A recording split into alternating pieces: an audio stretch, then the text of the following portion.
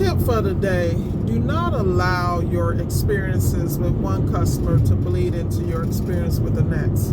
That's the tip of the day. Prime example: I just left a client and she had 1,200 questions. She doesn't follow directions, and I know she's a headache. But you know what? I'm accustomed to that. The market she's in, the community she lives in, that's generally the makeup. They got 900 questions. They want to make sure you're going to answer the question in 20 different ways, the same way you initially answered it.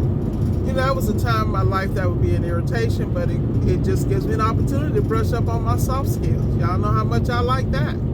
But then I'm going to the next customer, and this customer, I sent some information out, didn't get a response, called, didn't get a response. And I realized that it's just like, you know, reading is fundamental. Everybody learns a different way. Everyone communicates a different way. So I'm going to give this customer the benefit of the doubt. Now, they've already shown me that communication is not their strong point. It's Monday morning. They may have 900 things on their plate. So when I get there, I'm going to give the best possible service I can, have the conversation, get in and out, and get to the next. But like I said, customer experience is something else. So you have to prep for it. So prime example, this lady done worked my last nerve. She worked my nerves before I got there. She worked my nerves while I was there. And I was just giving those one-word answers and everything with no emotion, just to keep it just as neutral as possible. Because the reality is that when you work for yourself, you know you work for yourself. So that means you don't have to tolerate it. You don't have to deal with certain clients and things you don't have to do. So at all times, you should be working on bettering yourself, making yourself feel very comfortable, and moving in a certain way, in a certain direction.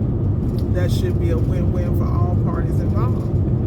I try to make sure I deal with certain clientele I'm comfortable working with. And whenever I'm with a clientele I'm not, all I do is go back and look at my checklist and say, what is on this checklist that did I not follow, and why am I in this situation? I'm one of them people, I like to feel good when I go have conversations and interact with people. So I like to deal with people who have similar intellect, similar passions, similar this, similar that. That's just how my brain works. I understand for me to provide a great service that I need to have my attitude and everything in order, and that I need not find myself in a place where I'm uncomfortable with the client or the appliance. Now, for some people, that's just too much. Well, for me, it's not, because these are the people that will be calling me 30 days after the fact, 6 months after the fact. Well, something's going on with my appliance, and you were here X amount of months ago.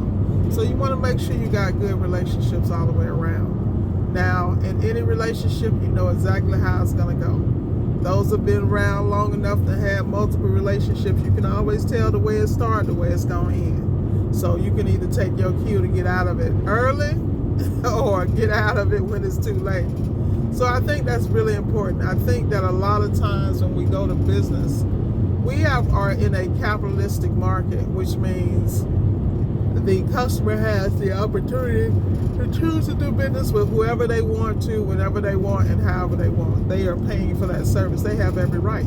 You as the vendor, you have the same right. You do not have to do service with this client if you're uncomfortable in those spaces, or they make your flesh crawl when they open their mouth, because guess what?